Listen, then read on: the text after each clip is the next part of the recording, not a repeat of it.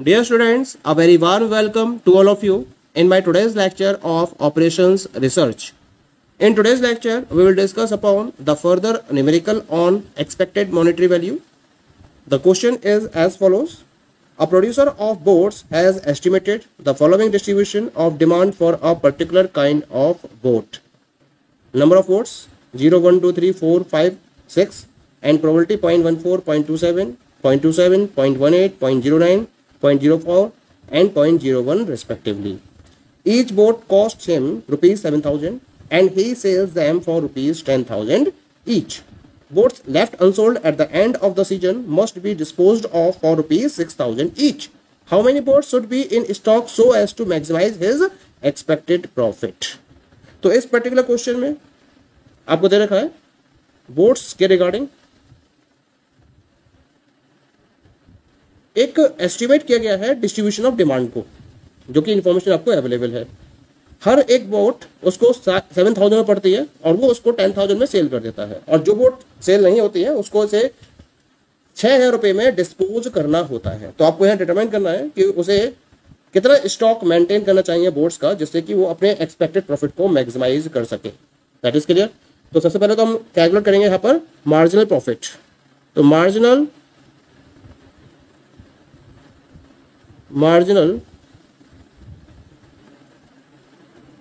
Profit marginal profit will be equal to sale कितने का कर रहा है 10,000 का, तो सेल प्राइस हो गया 10,000 माइनस कॉस्ट कितनी पड़ रही है इसको 7,000 की, तो एक बोट पर इसको प्रॉफिट होगा रुपीज 3,000 का।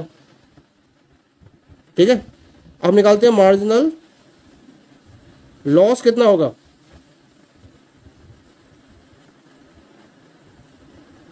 मार्जिनल लॉस विल बी कितने में डिस्पोज ऑफ करता है ये 6,000 में, तो 7,000 की तो इसे पड़ रही है और 6,000 में ये डिस्पोज ऑफ कर रहा है इसको, तो 6,000 की सेल हो गई इसकी, 7 में 6 गए, 1,000 का इसको नुकसान हो रहा है अगर बोट सेल नहीं होती है उस केस में। तो हम यहां पर निकालेंगे कंडीशनल प्रॉफिट। तो अगर मुझे कंडीशनल प्रॉफिट निकालना है तो इसके लिए फॉर्मूला क्या अप्लाई होगा 3,000 into boats sold minus 1,000 into boats not sold.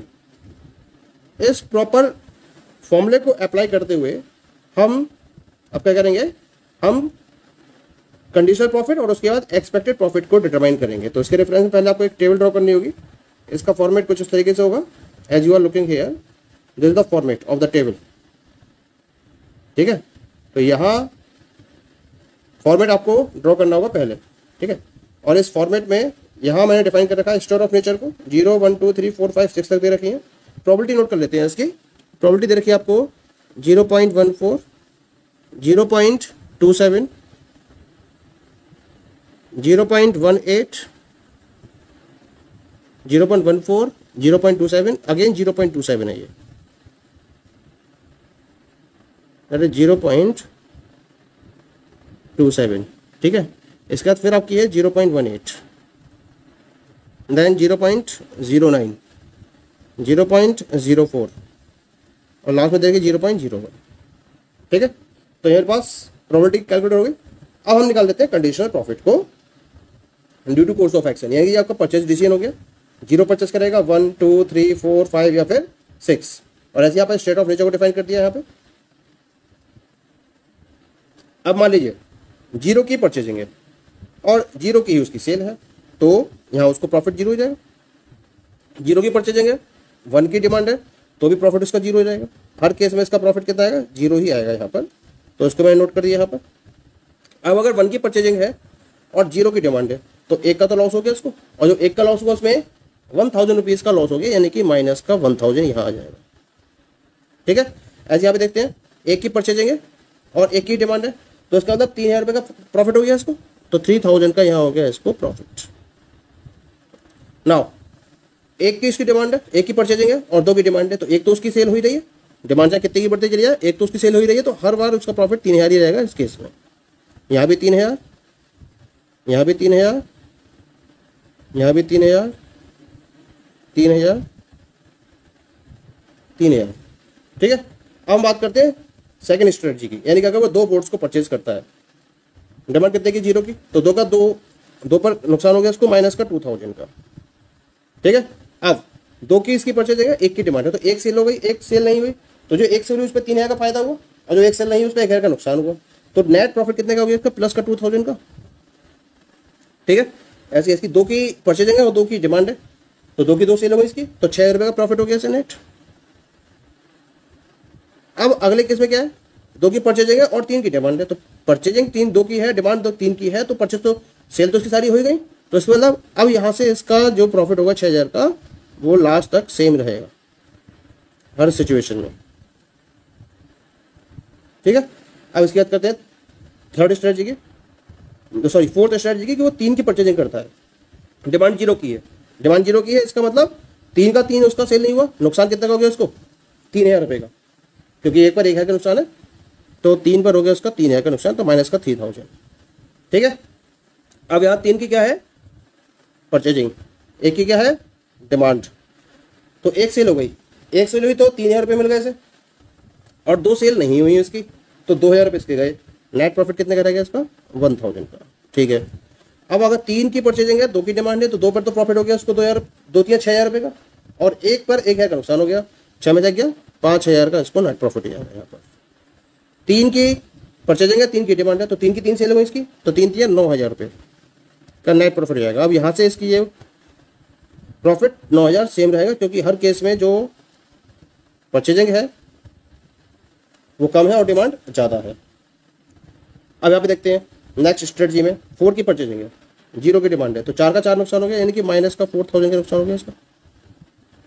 ठीक है, अब यहाँ देखते हैं जब 4 की डिमांड है, 4 की परचेजिंग है और 1 की डिमांड है, तो 1 सेल हो गई, 3,000 रुपये मिल गए, और 3 की सेल नहीं हुई, तो 3,000 रुपये गए उसके, तो 0 का 0 रहेगा इसका पे, ना तो प्रॉफिट होगा ना लॉस होगा। 4 की परचेजिंग है, 2 की डिमांड है, तो 2 सेल हो गए इसकी 6,000 रुपये में, और 2 सेल नहीं हुई उसकी, 2,000 रुपये गए उसके, 6 में से 2 गए, 4,000 रुपये का इसको नेट प्रॉफिट हो जाएगा। अगले केस में 4 की परचेजिंग है और 3 की डिमांड है, तो 3 पर इसको 9,000 रुपये मिल गए, और 1 जो सेल नहीं है उस पर 1,000 रुपये गए इसके, तो 9 में से क्या 8,000 रुपये इसको मिल जाएंगे यहाँ पर। ठीक है, ऐसे देखते हैं 4 की परचेजिंग है और 4 की डिमांड है इसकी, तो 4 3 12,000 रुपये जाएंगे इसके पास।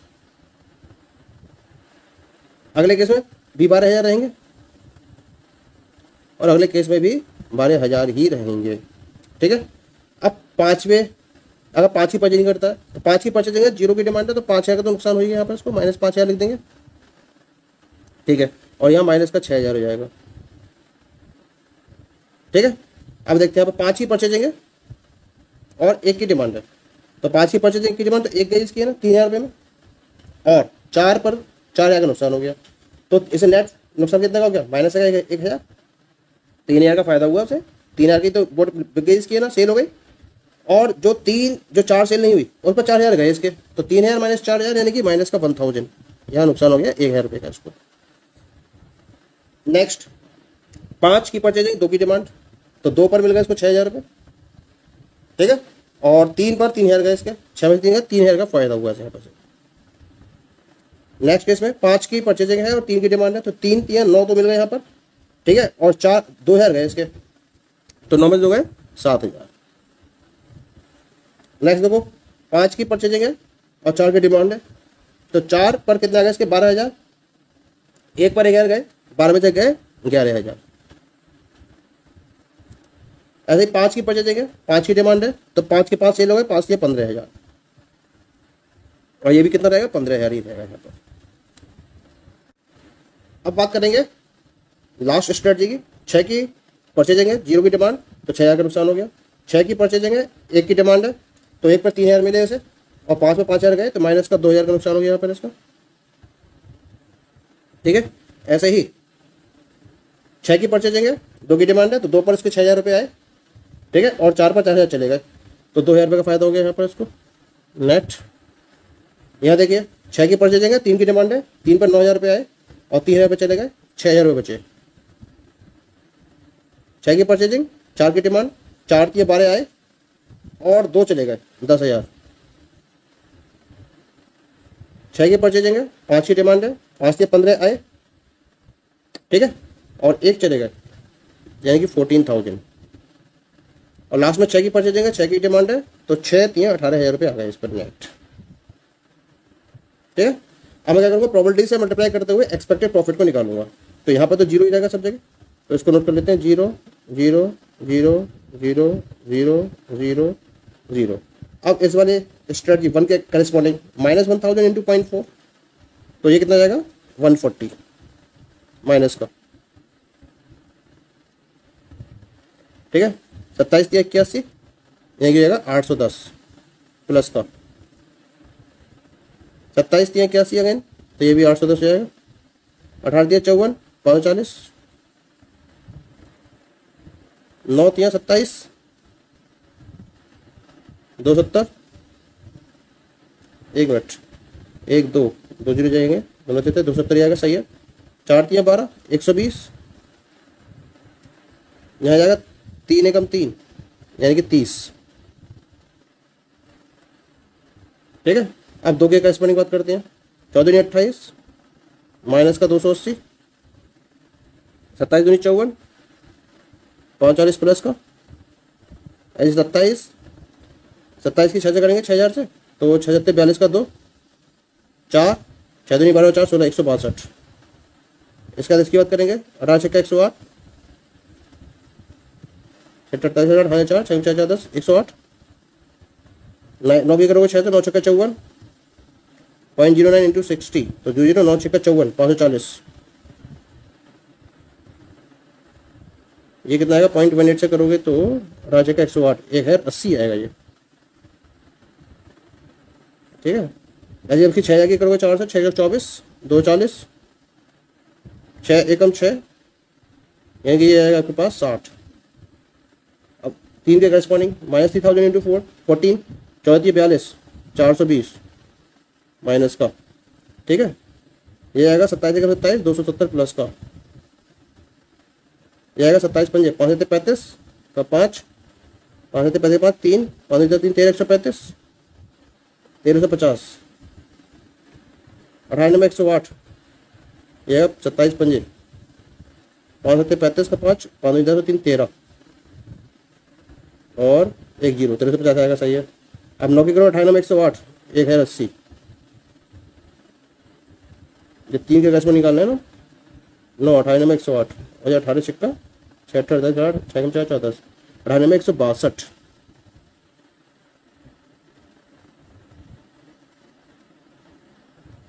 16 से 20 आएगा ये, 18 में 122 16 से 20 आएगा ये। 9 में 81 810, ये है 1620, ये 810 आ गया, ठीक है। इसके बाद कहते हैं 9 चौक 36 360, 9 एकम 9 90, ठीक है। अब 4 की बात करते हैं, 4 के में 4000 का 56 माइनस का 560, ये 0 आ जाएगा। 27 चौका 1 4 7 28 4 4 7 28 2 4 दूनी 8 हो तो 10, 27 चौका 108, ये है 80, ये आ गया 4 के करेस्पॉन्डिंग। अब 0.18 के 18 से 18 रोटी 14 4 6 8 में 6 18 के 44, ये 1440 हो जाएगा। 12 में 108, 1080 हो जाएगा ये, 12,000 है ना ये, तो 2 जीरो चले जाएंगे, 12 नंबर 108, ये आएगा 10,800, क्योंकि ये 12,000 है, तो 2 जीरो जाएंगे इसके 0.0 करके, तो 12 नंबर 108 1080, जो है ना 12 में 108 1080 ही आएगा, 1080 आएगा सॉरी। फिर 12,000 की करोगे 0.4 से, तो 2 जीरो से 2 जीरो चले जाएंगे, 120 की 4 होगी 12 चौक 48 480, फिर इस 12,000 की करोगे 1 से 120।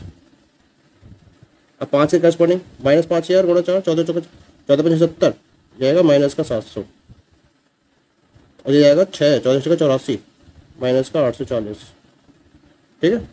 ऐसी इसकी बात करेंगे माइनस 1 की 0.7 से करेंगे तो जाएगा 270 प्लस का, 27 81 810, ये 21 और 3 6 और 2 8, 810 हो जाएगा। 18 126, 1260, 45 56 6 5 7 5 12, 126 जाएगा। सही है। 11 के करोगे 0.09 से 11 9 99, 990, 20 990 जाएंगे। सही है। 15 चौका 60, 600 और 15 एकम 15, 150। ठीक है। अब इसकी बात करें, लास्ट रहेगा हमारे पास 27 दूनी 54 माइनस का 540। ठीक है। 2000 के 27 और 27 दूनी 54 जाएगा प्लस का 540। अगली निकालिए 6 18 6 का 108, 1 है 80, 18 का 108, 6 48 6 का 4 10। अब 10,000 की करोगे 0.09 से तो 2 0 जाएंगे, जाएगा 900। 14,000 की करोगे 0.4 से 14 को 56, 560। 18,000 की करोगे 0.01 से तो 180 का 180। ठीक है। अब निकालना है मुझे EMB। EMB का फॉर्मूला क्या जाएगा, समेशन PI इंटू PIA। तो मुझे जो वैल्यूज निकालनी है इनको सबको जोड़ दिए, 0 आएगी, यहाँ जोड़ेंगे इसको हम। तो जोड़ने के लिए मैं प्लस और माइनस करके नेट वैल्यू नीचे लिख दूंगा। पहले प्लस के लिए देख लेते कितनी है। 0, 1 और 1 2 और 4 6 और 7, 1 और 1 2 और 4 6, 6 और 6 12 13, 13 तो 15, 15 और 3 18, 8 1 8 9, 8 और 16 और 1 17, 17 5 22 और 2 24 और 1 25, और इसमें से 140 माइनस कर दीजिए। तो नेट वैल्यू जाएगी इसकी 0 4 4 और 2440। अब इसकी बात करते हैं तो प्लस देख लेते 2 4 और 6 10 और 18 और 4 22 और 4 26 और 6 32, 2 3 और 5 8 और 1 9, 10 14 और 2 16, 6 1 और 1 2, 26 22। इसमें से माइनस कर दीजिए 280। तो क्या आएगा 2 12 में 4, 5 में 2 3 और 2, 2342। ठीक है। अगली वैल्यू निकाल लीजिए इसमें ना, तो प्लस कर लीजिए इसको 0। ठीक है। 7 और 5 12, 12 तो 14 और 1 15 और 6 21 और 9 30, 0 3 और 5 और 3 8 और 14 और 8 22, 22 और 3 25 और 5 2 2 और 1 3 और 1 4, 4500 माइनस कर दे इसमें से 420। तो वैल्यू कितनी जाएगी, 0 10 में 2 गया 8 और 13 में 4 गया 9 और हो जाएगा 3, 3980 आ गई। अब इसके कैश में ले लेते हैं 0 8 का 12 और 8 20 और 28 और 2 30, 0 3 और 4 7 और 4 11 और 1 12 और 2 1 और 1 2 और 1 3 और 1 4, 4200 माइनस कर दो उसमें से 560। कितना आएगा 0 4 11 5 6 और 3, 3640। अगली वैल्यू देख लेते हैं 0 7 और 1 8 और 6 14 और 9 23 और 5 28, 8 2 और 2 4 और 8 12 और 2 14 और 9 23 और 6 29 और 1 30, 0 3 3 और 1 4, 4080 और माइनस करना है इसमें 700। तो जाएगा 0 8 10 में 7 का 3 और 3380। अब लास्ट वाली रहेगी बस इसमें 0 4 और 8 12 और 6 18 और 8 26 और 6 2 और 5 7 9 16 और 5 21 और 1 22 2 2 और 1 3, 3260 माइनस करो, इसको जोड़ दो 0 4 4 8 8 और 5 13, 1380 माइनस होगा इसमें से। तो ये बचेगा 0 दोनों में 4 गया 8, 11 में 3 गया 8, 11 में 3 गया 8 और 2 में 1 गया 1, 1880। अभी छोटा हो गया, not a problem at all, कोई बात नहीं है। तो यहाँ मेरे पास सारी वैल्यूज आ चुकी है। अब क्या करना है, ये देखना है मैक्सिमम वैल्यू कितनी है। तो मैक्सिमम वैल्यू कितनी है देख लीजिए, ये 2440 आई, ये 0 रहेगी, ये 2440, ये 2342, 3980, 3640, 3380 और 1880। तो मैक्सिमम कौन सी है इसके अंदर, दैट इज द 3980। ये मैक्सिमम वैल्यू है इन सब में से। ठीक है। तो इसका मतलब डिसीजन क्या रहेगा, 3 बोर्ड्स को परचेज करने का। As EMV is equal to 3980 is highest value. So 3 boats should be in stock.